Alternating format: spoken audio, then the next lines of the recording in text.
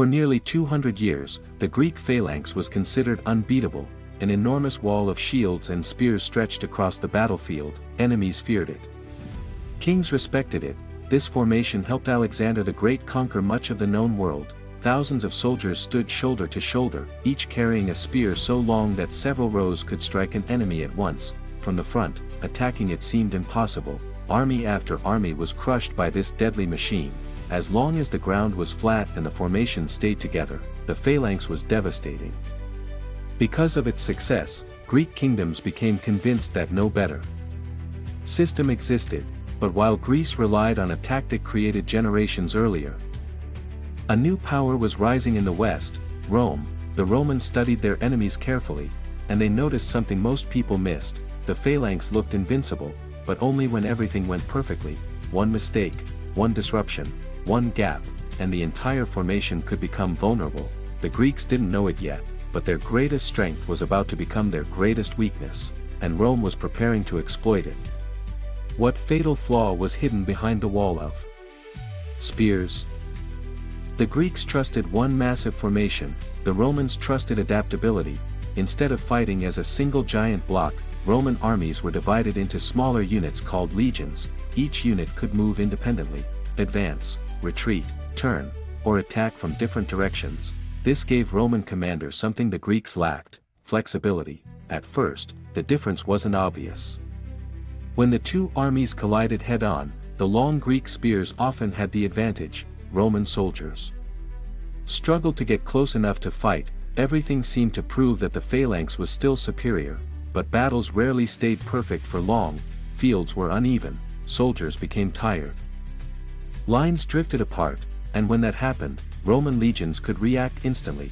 A legion was not trapped inside a rigid formation, it could exploit opportunities wherever they appeared. The Greeks saw strength in unity, the Romans saw strength in adaptability. Soon, the battlefield itself would reveal which philosophy was stronger, and one famous battle would expose the weakness of the phalanx to the entire world.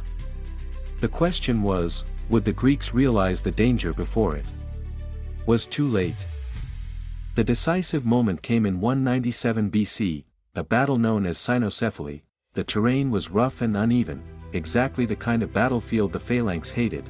As the armies advanced, confusion spread across the Greek lines. Some units moved faster than others, gaps began to appear. For the phalanx, this was a disaster. Its strength depended on every soldier staying perfectly aligned. Once the formation broke apart, those long spears became difficult to use. Roman commanders immediately recognized the opportunity. Instead of attacking the strongest part of the enemy line, they targeted the weak points. Roman soldiers rushed into the gaps. Suddenly, the Greek spears that dominated the front became useless from the sides and rear. The phalanx could not turn quickly, it could not adapt, it could not respond fast enough. What had once looked like an unstoppable machine was now struggling to survive, and the Romans pressed their advantage relentlessly. By the end of the battle, the result was clear: the age of the phalanx was coming to an end. But Rome wasn't finished yet. Its victory would reshape the entire Mediterranean world. Rome did not win because its soldiers were stronger, it won because its system was better suited for real battles. The phalanx was designed for ideal conditions: flat ground, perfect discipline, a solid formation. But war is rarely perfect. Battlefields are chaotic, soldiers panic, terrain changes, plans fail, and that's where Rome excelled. Roman legions could adapt to unexpected situations. They could fight in smaller groups, exploit weaknesses, and continue fighting even when part of the army was under pressure. The Greek phalanx was like a powerful sword, the Roman legion was like a complete toolbox. One was incredibly strong in specific situations, the other was effective almost everywhere. After defeating the Greek kingdoms, Rome became the dominant power of the Mediterranean.